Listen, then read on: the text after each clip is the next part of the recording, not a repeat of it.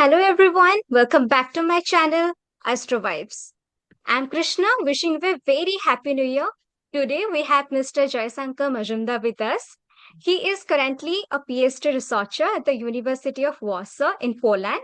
On a personal note, he has also guided me during my summer internship and he taught me how to think like a researcher.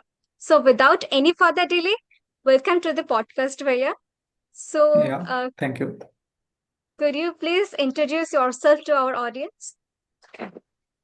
Yeah, sure. So, hi everyone. So, I am Joysankar.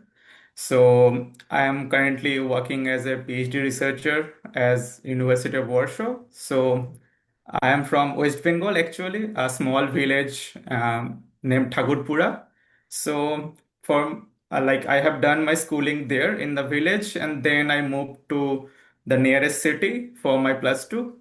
And then I went to the Malda for my bachelor's BSc, and then I moved to Banaras for my master's degree.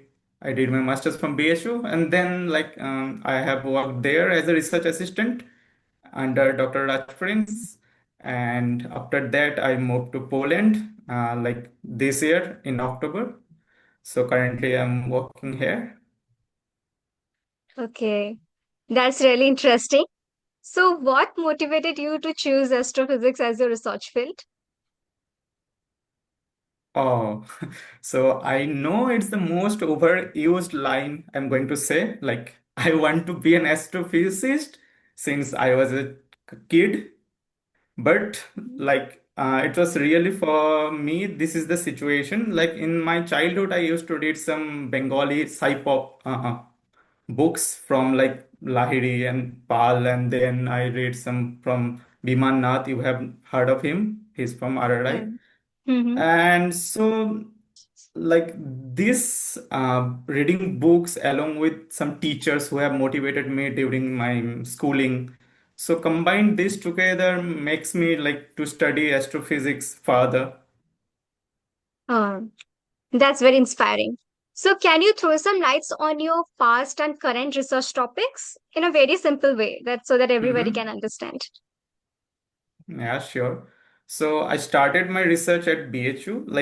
So initially I did my master's thesis on solar flares. So Okay. initially, actually, what happened is in BHU is there was no observational astrophysicist at that time. So I joined Professor Abhay Kumar Singh. So I did my master thesis with him. So in that thesis, I worked on how solar flare affect the ionosphere, I mean the atmosphere of Earth, Mm-hmm. and how we see the auroras. These things I have studied, and it leads me to a publication, and then I have joined Dr. Raj Prince. So there I have worked on AGNs. So AGN means active galactic nuclei. So actually, many of you have heard of like there is a supermassive black hole at the center of a galaxy. So if there is a supermassive black hole at the center and it is accreting matters surrounding from it, that's mean it's active. So then it is called an active galactic nuclei. And some of active galactic nuclei has jets, I mean conical flow of plasma perpendicular to the plane of black hole. So, Mm-hmm. and if that jet is directly pointed towards us, we can directly see that jet, then it's called blazars. So, generally, I studied blazars in there as a research assistant after my master's. Mm-hmm. So I generally studied the multi-wavelength analysis of blazars. So what we do actually is like we studied the blazars in multi-wavelength from gamma ray to optical. So we did the spectral modeling and try to understand what is happening there, what is happening inside the jet, what is happening around the black hole, how the lights are produced. So what makes the emission? I mean, there is gamma ray and X-ray. What makes this emission to travel towards us? And there is some neutrinos connection. So we also studied the neutrinos. Mm-hmm. And so it was there in BHU. So after I came here, so I have joined here to work on BHTOM and a multi-wavelength analysis of transients. So I'll say BHTOM is our main target. So what is BHTOM? Actually, BHTOM stands for Black Hole Target Observation Manager. So actually, Mhm. it's kind of archival and analysis platform. I mean, it's a web platform, so which is helpful for scientific like observations. So what it does actually, someone when in this platform, someone requests for a source, so it will query through the all the archives. I mean, there is some archives for optical data, so it will Mhm. collect all the optical data and produce the light curve. And along with that, what it does, like if you have some like observation for an object, like you have some image from a telescope, then if you can upload it to BHTOM and it will analysis, I mean it will done the analysis and produce the magnitude and the flux with Okay. time. So Mhm. it is really helpful for the like the newcomers, and it produce science ready products with the calibration with Gaia catalog. So it is very helpful for doing optical analysis. So till now, it was working on only opticals. So my task is to introduce X-ray and gamma ray to BHTOM. So Okay. I have done some work, some is in progress. Mhm. So this is BHTOM, and apart from that, I am also working on multi-wavelength transients. So Mhm. as transients suggests that transients means something which happens rapidly in the universe for a short time. So I work on every kind of transients. Like right now, I'm working on supernovae, but I have some plan to work on TDs, nuclear transients, even the blazars and the Mhm. AGNs. So this is my current research overview. Okay. So you explained it in a very simple way. So my next question is, how does a typical day of your PhD life look like? Ah, so like as I am not at India, so I have to cook myself. So this is the very Mhm. important part of my day. So usually in Okay. the morning I cook the breakfast and lunch. Then Mhm. generally I cooked it for 2 days so Mhm. that I can like refrigerate it. So what happens like at 10 a.m. I used to go to the observatory Okay. and like did some work, and then in between I have some lunch, Mhm. and then like around 5 or 6 I came back to my stay. So it's not that hectic compared to the Indian life. So it Mhm. is very chill here. Like there is no Okay. pressure from the supervisor side. So, but Mhm. like there is no as such attendance thing here. So you have to deliver your work within stipulated time, but there is Mhm. no like boundaries. Like you have to stay at observatory or you have to go to Oh, no class every fixed day. time is there. You work No, on no. your own pace, basically. Yeah, exactly. So do you cook Exactly. Indian foods there? Yeah, obviously. Mhm. Okay. Typically Bengali That's good. foods. Oh, nice. Okay. So research is not always about positive results. So how do you handle Mhm. failed results? Uh-huh. So actually, in observational astronomy, failed results is also a result. It's like Okay. if you have a non-detection of any source, that's mean the Mhm. source is not there. So it's Mhm. also a result. So like if Okay. there is a source, you are monitoring a source for a long time and suddenly it vanishes, there is no detection. Mhm. That means something has happened to the source. So Okay. this is also a result. And yeah, there is something like failure. I mean, some simulations and some modeling sometimes fails. So Mhm. you need to tackle it yourself. Like you have to give some more time or to understand what is happening really. So Mhm. actually, it is a long time-taking journey to do something. So failed results or non-detection doesn't bother me at all because Mhm. in observational astronomy, it is also a result. But for simulation thing, yeah, sometimes it happens, but it just takes time to do something. Like you need to give more attention to that code, or like you need some advice from someone who has already done that. Mhm. This mindset is truly valuable. We should learn this from you. Okay, many undergraduate students will be watching this podcast. Mhm. So, what skills should they focus on if they want to have a career in astrophysics in India or abroad? So that right now the most important thing is learn coding. So Okay. without coding, you can't do anything at all because Hmm. there is a huge data set available for every domain in astrophysics. So if you Hmm. are going any of the domain like cosmology, theoretical, or the observational, you need to work on some data sets Hmm. eventually. So you need to handle those data sets, how to efficiently you can handle them, how we can analyze the data efficiently. This is the most important part nowadays.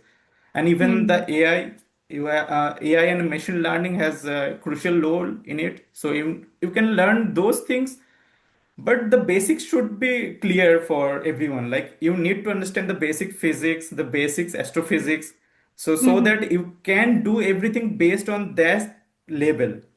So along with learning coding, you need to also learn the basics of physics, which is very important. Hmm. Okay, I think this is going to help a lot of students. So here is my Mhm. last question to you. What would be your final message for those students who feel lost in their academic journey right now?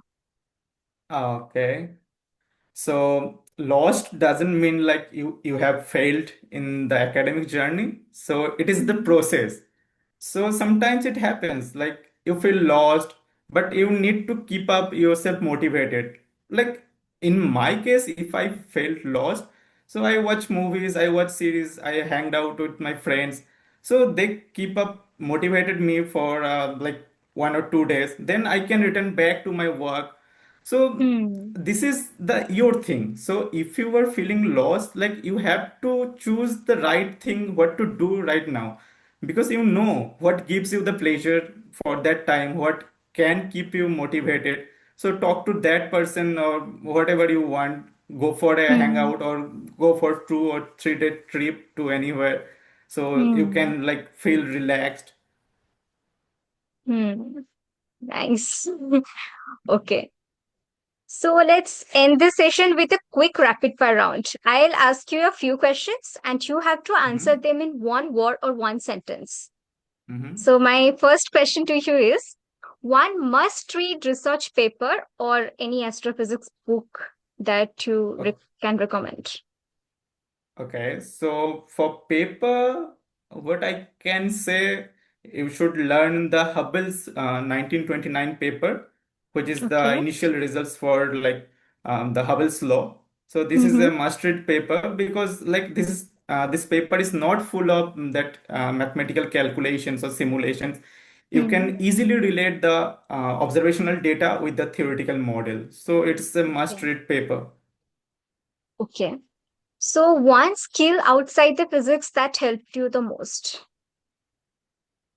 Yeah, obviously coding. So what happened from my childhood, I used to code for Android apps.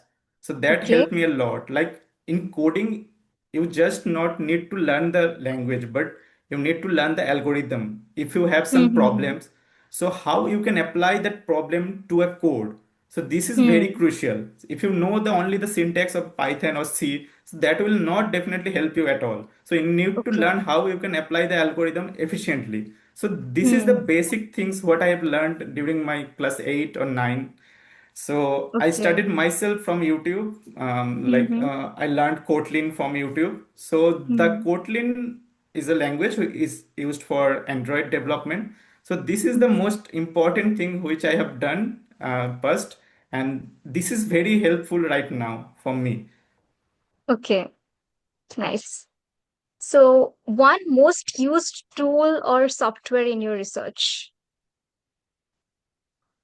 So there is lots of, but in my research for data analysis, I used HSARC for every kind of software analysis, I mean telescope analysis, because it Mm-hmm. includes every NASA mission's analysis tool. So HSARC is must use for me. Okay. Now this is going to be a little bit complicated question for you. Choose your favorite one, India or Poland? Definitely India, because home is always home. Yeah, but there is Okay. some positives, positive things at Poland. The environment and the research mindset here is a bit different from India. So you can Hmm. work here with your own pace. Like there is no headache for anything.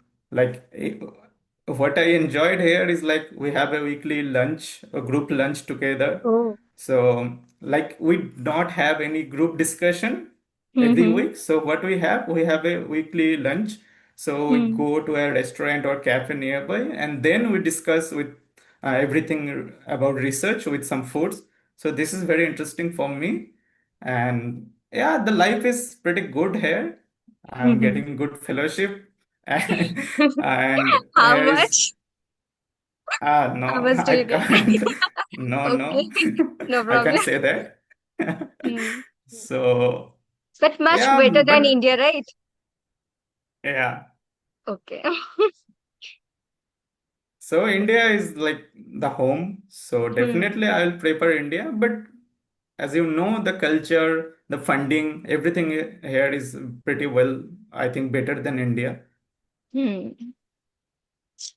Okay. Thank you so much for such an insightful and honest conversation with us. And thank you so much for your time as well.